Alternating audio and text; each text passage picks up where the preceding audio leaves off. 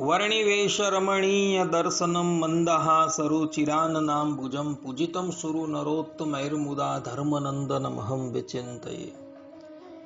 असतो मा षड्गमय तमसो मा ज्योतिर्गमय मृत्युर्मा अमृतं गमय। ओम शांति शांति शांति। આજની જ્ઞાન સભાની અંદર પધારનારા બધા જ ભગવત ભક્તોને વેદાંતાચાર્ય, પુરાણ ઇતિહાસાચાર્ય અને ફિલોસોફી શાસ્ત્રી રાકેશભાઈના હેતપૂર્વક જય સ્વામિનારાયણ. ભક્તો, ભગવાન સ્વામિનારાયણ શિક્ષાપત્રીના 79મા શ્લોકની અંદર પોતાના સમસ્ત આશ્રિતોને આજ્ઞા આપતા કહે છે કે એકાદશીનામ સર્વાસામ કર્તવ્યમ વ્રતમાદરાત, અને સર્વદ એકાદશીઓ તેમનું વ્રત જે તે આદર થકી કરવું. અને આ જ પ્રમાણેની આજ્ઞા બધા જ વૈષ્ણવ સંપ્રદાયના આચાર્યોએ પોતાના આશ્રિતોને તથા શૈવ સંપ્રદાયના આચાર્યોએ પણ પોતાના આશ્રિતોને આપેલી છે. કારણ કે શાસ્ત્રોની અંદર એકાદશીનો ખૂબ મહિમા ગવાયો છે. પદ્મપુરાણ ઉત્તરખંડ અધ્યાય 39ની અંદર ભગવાન શંકર એકાદશીનો મહિમા બતાવતા પોતે કહે છે, ગો સહસ્રેણ યત પુણ્યમ દત્વા વેદાંત પારગે તસ્માત શતગુણમ પુણ્યમ એકાદશ્યોપવાસિનઃ.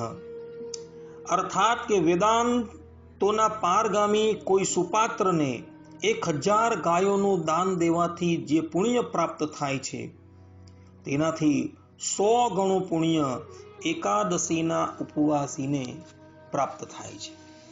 અને આ જ પ્રમાણેની વાત ભગવાન સ્વામિનારાયણે સત્સંગી જીવનની અંદર તૃતીય પ્રકરણના 31મા અધ્યાયની અંદર પણ કહેલી છે. ભગવાન સ્વામિનારાયણ કહે છે, સ્વર્ગ મોક્ષ પ્રદાયેશા શરીરારોગ્યદાયિની સુકલત્ર પ્રદાયેશા રાજ્યપુત્ર પ્રદાયિની. અર્થાત કે આ એકાદશી વ્રતના અનુષ્ઠાનથી ઐહિક કલત્ર પુત્ર ક્ષેત્ર આયુષ્ય આરોગ્ય રાજ્ય આદિક પારલૌકિક સ્વર્ગાદિક અને નિશ્રેયસ જે અનવધિક સુખ સ્વરૂપ છે તે સિદ્ધ થાય છે.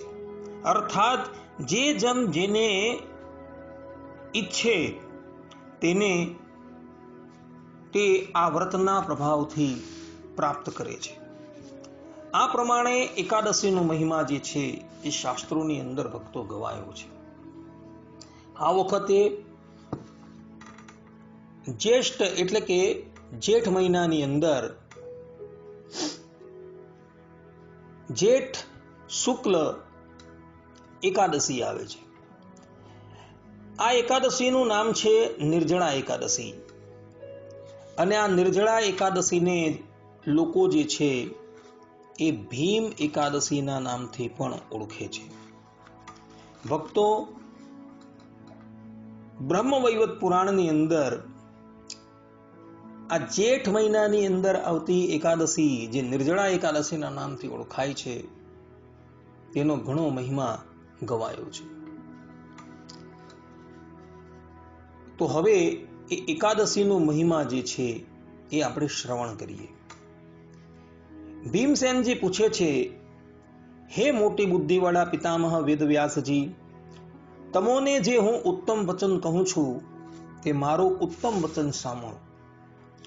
યુધિષ્ઠિર રાજા, માતા કુંતા, દ્રૌપદીજી, અર્જુન, નકુલ અને સહદેવ એ સર્વે એકાદશીને દિવસે ક્યારેય પણ જમતા નથી. અને મને પણ તે સર્વે કહે છે કે હે વૃકોદર ભીમસેન, તમે એકાદશીને દિવસે જમશો નહીં. આવી રીતે જ્યારે તે સર્વે લોકો મને કહેવા માંડે છે ત્યારે હું તે સર્વે લોકોને એકાદશીનો ઉપવાસ ન કરી શકતો હોવાથી એટલું જ કહું છું કે હે તાત યુધિષ્ઠિર રાજા, હું ભૂખના દુઃખને માંડ માંડ સહન કરી શકું છું. માટે હું એકાદશીને દિવસે ઉપવાસ કર્યા વગર દાન આપી વિધિ પુરસ્સર કેશવ ભગવાનની પૂજા કરીને કેવી રીતે એકાદશીના વ્રતના ફલને પ્રાપ્ત થાઉં અર્થાત કે એકાદશી કર્યાનું ફલ પામું તે મને કૃપા કરીને બતાવો.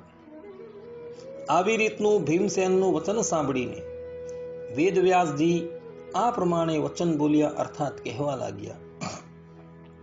વ્યાસજી કહે છે, હે ભીમસેન, જો તમને સ્વર્ગ અતિ પ્યારું લાગતું હોય અને નરક અપ્રિય લાગતું હોય તો બંને પક્ષની એકાદશીને દિવસે જમવું નહીં. આવા વેદવ્યાસ મુનિના વચન સાંભળીને ભીમસેન બોલ્યા, હે મોટી બુદ્ધિવાળા પિતામહ વેદવ્યાસજી, હું તમારી આગળ એકાદશીનો ઉપવાસ ન કરી શકવાનું કારણ કહું છું, તે આપ શ્રવણ કરો.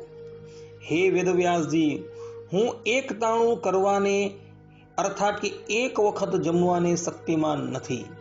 અર્થાત હું એક ટાણું એક વખત ભોજન વિના રહી શકતો નથી.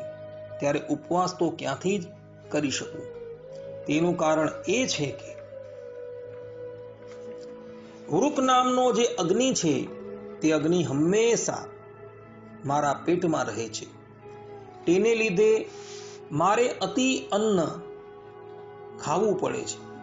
અર્થાત જ્યારે હું અતિ અન્ન જમું છું ત્યારે જ તે શાંત થાય છે.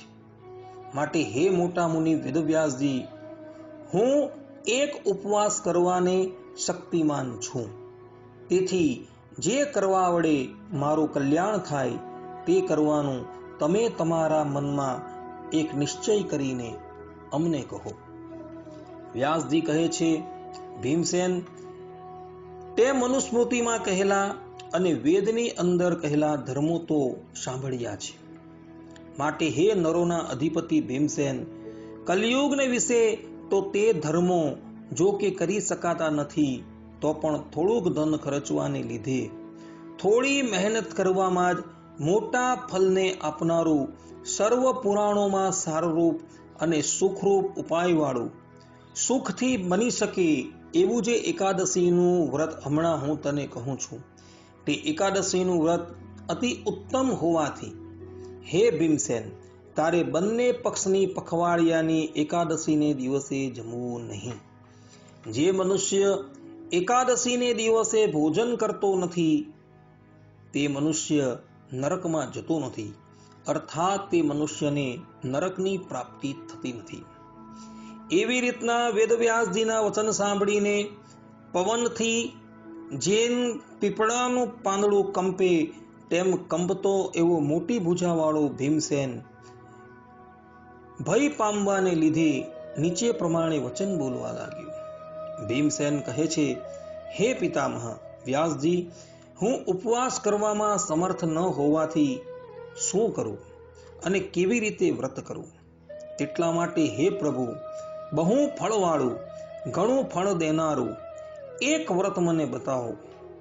વ્યાસજી બોલ્યા, વૃષભ રાશિમાં રહેલા અને મિથુન રાશિમાં રહેલા સૂર્ય હોય ત્યારે શુક્લ પક્ષને વિશે જ્યેષ્ઠ માસમાં જે એકાદશી આવે છે તે જ્યેષ્ઠ માસની શુક્લ પક્ષની એકાદશીનો પ્રયત્નથી જલપાન કર્યા વિના ઉપવાસ કરવો.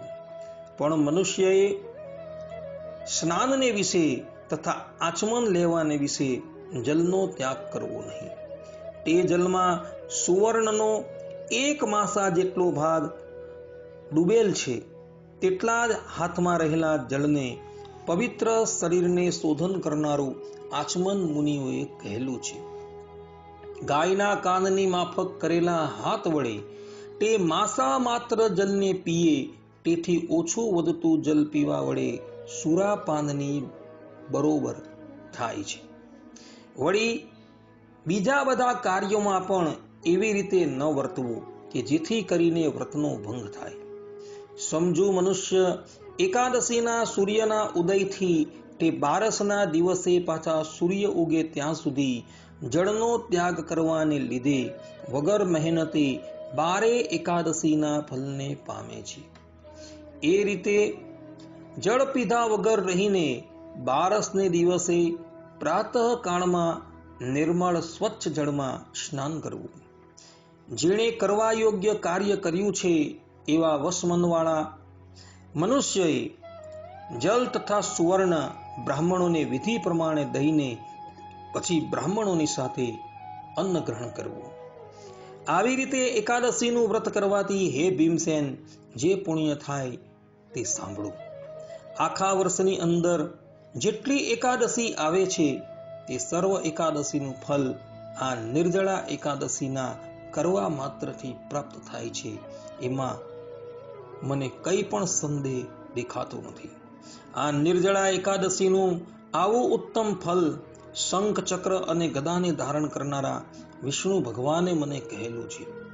હે ભીમસેન, દુષ્ટ કલિયુગને વિશે દ્રવ્ય શુદ્ધિ તથા સ્માર્ત સંસ્કાર નથી ત્યારે વૈદિક તો ક્યાંથી જ હોય. તેથી પ્રાપ્ત થયેલા કળિયુગમાં એકાદશીને દિવસે ઉપોષણથી પુરુષ પાપથી મુકાય છે. માટે સર્વ ધર્મને છોડી મહારાજ શરણને પામ.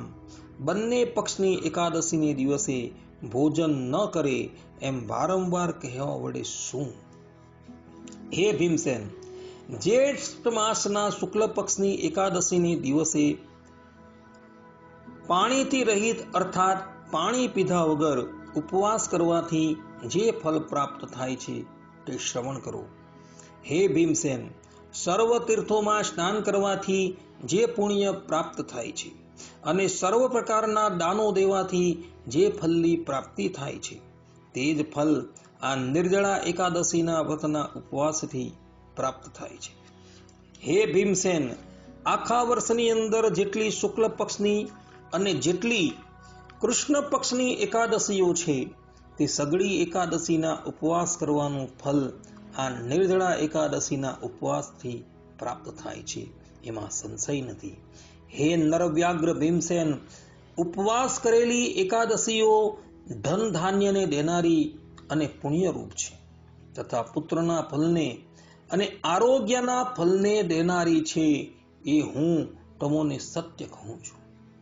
હે નરવ્યાગ્ર ભીમસેન, એકાદશીનો ઉપવાસ કરવાને લીધે મોટા શરીરવાળા, ભયંકર દેખાવના, કાળા પીળા રંગના અને મોટા દંડપાસને ધારણ કરનારા એવા યમના દૂતો મનુષ્યને દ્રષ્ટિએ પણ પડતા નથી.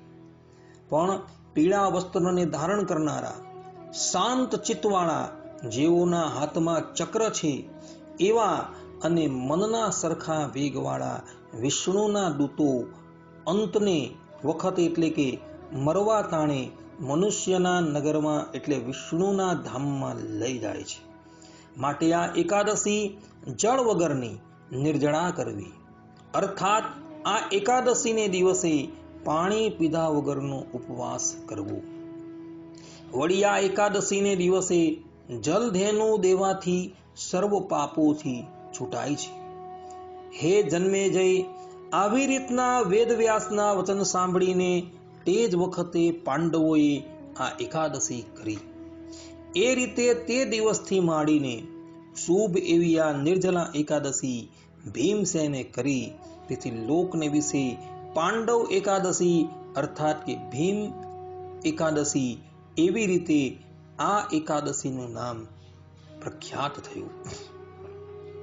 હે પૃથ્વીના અધિપતિ જન્મેજય, ભીમસેને જળ રહિત પાણી પીધા વગર જ આ નિર્જળા એકાદશીનું વ્રત કર્યું હતું અને તે દિવસે જો કે અત્યંત ક્ષુધા તથા તૃષા લાગી હતી તો પણ ગમે તેમ કરીને માંડ 2 પહોર તો કાઢ્યા.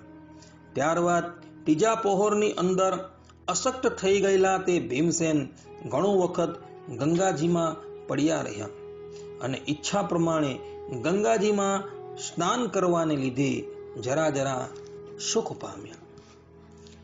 એવી રીતે વ્યાસે બતાવેલા પ્રમાણે વ્રત કરતા કોઈ પણ રીતે માંડ રાત્રિ ગઈ.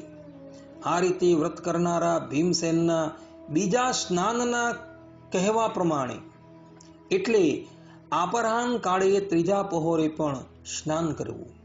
હે પૃથ્વીને પાડનારા જન્મેજય, તમે પણ એ રીતે સર્વ પાપોની શાંતિને સારું પ્રયત્નથી ઉપવાસ કરીને વિષ્ણુ ભગવાનનું અર્ચન કરો, વિષ્ણુ ભગવાનની પૂજા કરો. હે દેવોના ઈશ, હું આજ એકાદશીનો દિવસ હોવાથી જળ વગર અર્થાત કે પાણી પીધા વગર ઉપવાસ કરીને હે દેવોના ઈશ્વર તે એકાદશીને વળતે દિવસે બીજે દિવસે અન્ન ભક્ષણ કરીશ.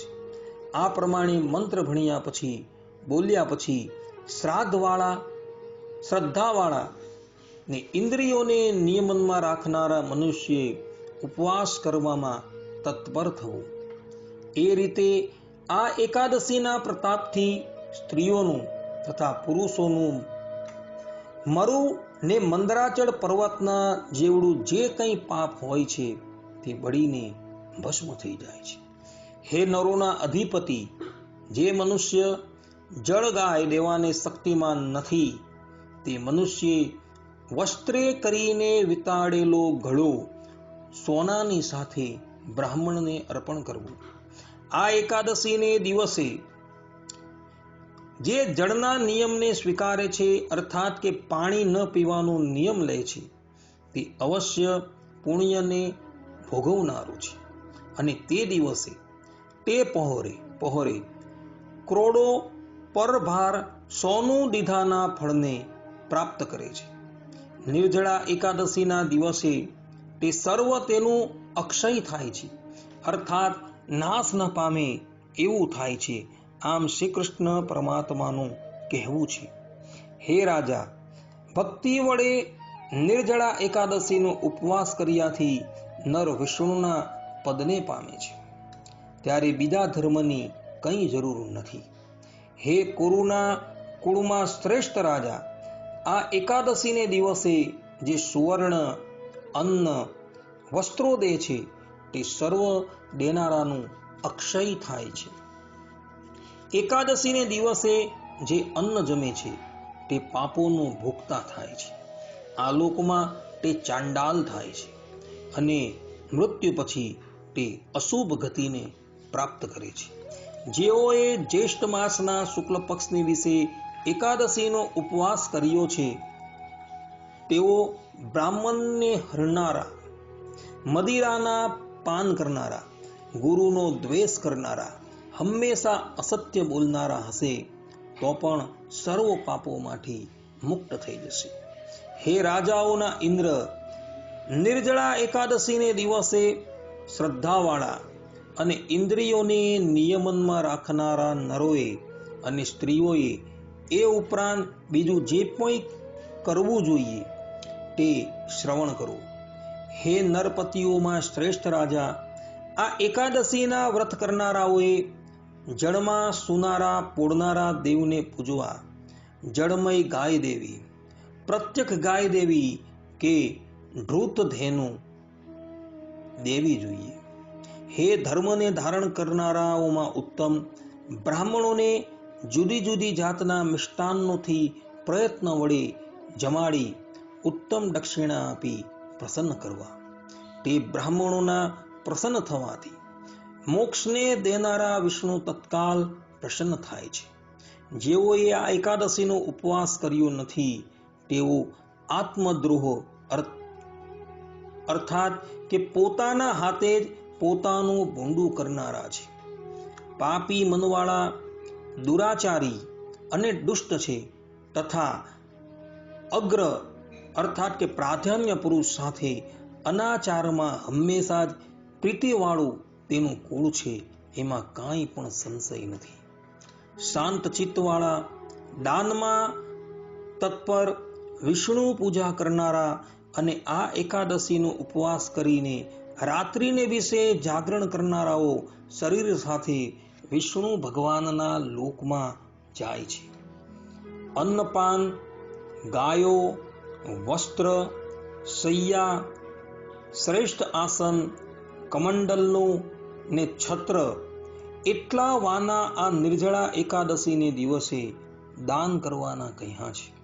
વળી યોગ્ય એવા ઉત્તમ બ્રાહ્મણોને જે પગરખા આપે છે તે સુવર્ણના વિમાનમાં બેસીને નક્કી સ્વર્ગલોકની અંદર જાય છે.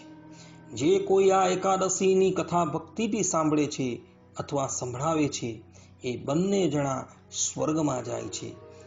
એ બાબતમાં કંઈ પણ વિચાર કરવો નહીં. રાહુએ ગળેલો સૂર્ય હોય તે વખતે કુરુક્ષેત્રની વિશે દાન દેવાથી જે ફલ પ્રાપ્ત થાય તથા મુએલાઓનું શ્રાદ્ધ કરવાથી જે ફલ પ્રાપ્ત થાય છે તે ફલ આના સાંભળવા માત્રથી જ પ્રાપ્ત થાય છે. અર્થાત કે આ એકાદશીનું મહિમા શ્રવણ કરવાથી પ્રાપ્ત થાય છે. એકાદશીને દિવસે આહાર ન કરનારો હું કેશવ ભગવાન પ્રસન્ન થવા માટે આચમન સિવાયનું બીજું તેને નિશ્ચય તજી દઈશ એવા નિયમને ધારણ કરે. દ્વાદશીને વિશે દેવોના સ્વામી ત્રિવિક્રમ પૂજવા લાયક છે. નાના પ્રકારના તીર્થના જળો, ચંદન, પુષ્પ ને દીવાઓ વડે શ્રી હરિને પ્રસન્ન કરે. વિવિધ પ્રકારે પૂજી પછીથી આ મંત્રને જપે. હે દેવોના દેવ, ઇન્દ્રિયોના પતિ, સંસાર રૂપી સમુદ્રથી તારનારા, જળના ઘડાને દેવા વડે સદગતિને પહોંચાડો. ત્યાર પછી શક્તિ પ્રમાણે હે ભીમ, અન્ન, વસ્ત્ર, છત્ર, પગરખા અને ફળ સહિત ગળાઓ બ્રાહ્મણોને અર્પણ કરવા. બીજા દાનો અને ઘણું કરીને જલધેનુ દેવી. ત્યાર પછી બ્રાહ્મણોને જમાડી વાણી નિયમનમાં રાખવી અને પોતે અન્ન ગ્રહણ કરવું. એ પ્રમાણે જે મનુષ્ય પાપનો નાશ કરનારી દ્વાદશીને પૂર્ણ કરે છે તે સર્વ પાપોથી છૂટીને મોક્ષને પ્રાપ્ત કરે છે. ત્યારથી માંડીને ભીમે કરેલી શુભ એકાદશી તે નામ વડે પાંડવા દ્વાદશી લોકમાં પ્રસિદ્ધ થઈ. આ પ્રમાણે શ્રી બ્રહ્મવૈવર્ત પુરાણમાં કહેલી જેઠ મહિનાના શુક્લ પક્ષની નિર્જળા નામની એકાદશીનું મહાત્મ્ય સંપૂર્ણ થયું. ભક્તો, અહીં ભગવાન વેદવ્યાસજીએ સ્પષ્ટ રૂપે કહેલું છે કે જે પણ કોઈક મનુષ્ય બધી એકાદશી કરવામાં અશક્ત હોય અને તે કેવલ એક આ ભીમ એકાદશી એટલે કે નિર્જળા એકાદશી જો કરી દે તો એ બધી જ એકાદશીના પુણ્યને પ્રાપ્ત કરે છે. પરંતુ ભક્તો, આ એકાદશી જે છે એની અંદર જળ પણ ગ્રહણ કરવાનું નથી. આચમન જે છે એ આચમન તમે કરી શકો છો, પરંતુ પ્રત્યક્ષ રૂપે જલ જે છે એ ક્યારેય પણ ગ્રહણ કરવાનું નથી. આ એકાદશીનું મહાત્મય બતાવતા ભગવાન વેદવ્યાસજી એ પણ કહે છે કે આ એકાદશી કરવા માત્રથી મનુષ્ય જે મહાપાપો કહેવાય છે, સુવર્ણની ચોરી, મદિરાનું પાન, ગુરુ સ્ત્રીનો સંગ, પાપીઓનો સંગ ઇત્યાદિ જે મોટા મોટા પાપો જે છે એ બધા જ પાપોથી એ એકાદશી કરનારો મુક્ત થઈ જાય છે. માટે ભક્તો, કૃપા કરીને આ નિર્જળા એકાદશીનું વ્રત જે છે એ તમે કરજો. આ એકાદશીની અંદર વિવિધ પ્રકારના દાનો કરવાનું વિધાન બતાવેલું છે. પરંતુ દાન કરવાની શક્તિ ન હોય તો કેવલ અન્નનું દાન કરજો, કારણ કે અન્નના દાનની અંદર બધા જ દાન આવી જાય છે. અથવા તો જલનું દાન કરજો, જેથી કરીને તમે આ એકાદશીનું યથાર્થપણે પુણ્ય જે છે એ પ્રાપ્ત કરી શકશો. ભક્તો, એકાદશીને દિવસે રાત્રિને વિશે જાગરણ કરવાનો ખૂબ મહિમા છે.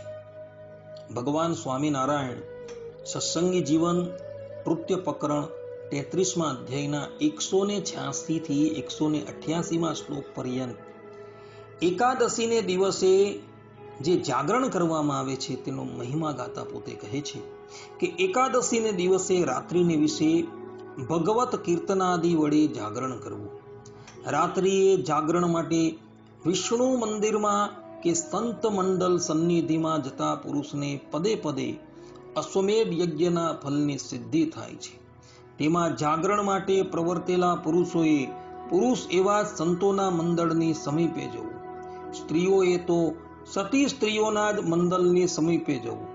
તે જાગરણ ભગવાનની કથા વગેરે વડે જ કરવું પણ દ્યોત, ગ્રામ્ય વાર્તા વગેરે વડે ક્યારેય ન કરવું. આ પ્રમાણે ભગવાન સ્વામિનારાયણે સ્પષ્ટ રૂપે કહેલું છે કે એકાદશીનું જાગરણ જે છે ને એ કેવલ ને કેવલ ભગવત કીર્તનાદિ વડે જ કરવું જોઈએ. આધારાનંદ સ્વામી હરિચરિત્રામૃત સાગર 1598-30-33 શ્લોકની અંદર પોતે કહે છે કે ભગવાનને રાજી કરવા માટે શ્રદ્ધા રાખીને જે એકાદશીનું જાગરણ કરે છે તેનું ફલ હરિભક્તોને અવિચલ અક્ષરધામમાં મળે છે. જે એકાદશીના 4 પહોરનું જાગરણ ન કરી શકતો હોય તો તેણે 3 પહોરનું જાગરણ કરવું અને તેમાં શ્રદ્ધાયુક્ત થઈ ભગવાનના નામની ધૂન કરવી. જેનાથી 3 પહોરનું જાગરણ ન થઈ શકે તેણે 2 પહોર સુધીનું જાગરણ કરવું અને 2 પહોરનું પણ ન થઈ શકે તો તેણે 1 પહોરનું અર્થાત કે 3 કલાકનું જાગરણ તો જરૂર કરવું અને જે 1 પહોરનું પણ જાગરણ ન કરી શકે તેને તો ગુણ બુદ્ધિ વાળો જાણવું. અહીં આધારાનંદ સ્વામી સ્પષ્ટ રૂપે કહ્યું છે કે કમસે કમ 1 પહર એટલે કે 3 કલાકનું જાગરણ તો અવશ્ય કરવું અને એ જાગરણની અંદર ભગવત સ્મરણ, ભગવત નામની ધૂન ઇત્યાદિક જ કરવું, પરંતુ ગ્રામ્ય વાર્તા ઇત્યાદિ ક્યારેય પણ ન કરવી. ભક્તો સૂર્યાસ્ત થાય ત્યારથી પહોરની ગણના જે છે એ શરૂ થાય છે. માટે ત્યાંથી ગણીને 1 પહોર પર્યંત તો જાગરણ ભક્તો અવશ્ય કરજો, જેથી કરીને તમે એકાદશીના ફલને યથાર્થ રીતે પ્રાપ્ત કરી શકશો. ભગવાન શંકરે પણ પદ્મ પુરાણની અંદર ઉત્તરખંડ અધ્યાય 38 ની અંદર એકાદશીના જાગરણનો ખૂબ મહિમા બતાવેલો છે. ભગવાન શંકર કહે છે, જે મનુષ્ય શ્રી વિષ્ણુના દિવસે અર્થાત કે એકાદશી તિથિએ વ્રત કરી ઉપવાસી રહી રાત્રે જાગરણ કરેલું છે તેઓ કરોડો પાપોથી કે સંસારરૂપી બંધનથી છૂટી જાય છે. તેમજ એ મનુષ્યો યમદૂતોને તથા યમને પોતાની સમીપે આવતા હડસેલી દે છે એમ તમારે જાણવું. અર્થાત ભગવાન શંકર કહે છે કે એકાદશીને દિવસે જાગરણ કરનારો વ્યક્તિ જે છે બધા જ પાપોથી મુક્ત થઈ જાય છે. એકાદશી કરનારો કદાચ કોઈ પાપથી યુક્ત હોય અને કદાચ એને જમપુરીમાં જવું પડે એવું એને પાપ કરેલું હોય, પરંતુ એકાદશીનું જાગરણ જે છે અને એ જાગરણથી ઉત્પન્ન થતું ફલ એટલું બધું અદ્ભુત છે કે એ વ્યક્તિ યમદૂતોને પણ પાછા મોકલી દે છે. માટે ભક્તો પ્રયત્ન કરીને એકાદશીને દિવસે જાગરણ અવશ્ય કરજો. ભગવાન શંકરની પણ આજ્ઞા છે અને ભગવાન સ્વામિનારાયણની પણ આજ્ઞા છે. આ પ્રમાણે આ ભીમ એકાદશીનું મહાત્મય જે છે એ અહીં પૂર્ણ થાય છે અને હું મારી વાણીને પણ વિરામ આપું છું. સર્વે સંતો નિરામયઃ, સર્વે સુખીનો ભવંતુ, સર્વે ભદ્રાણી પશ્યન્તુ મા કશ્ચિત દુઃખ ભાગ ભવેત અસ્તુ. જય સ્વામિનારાયણ.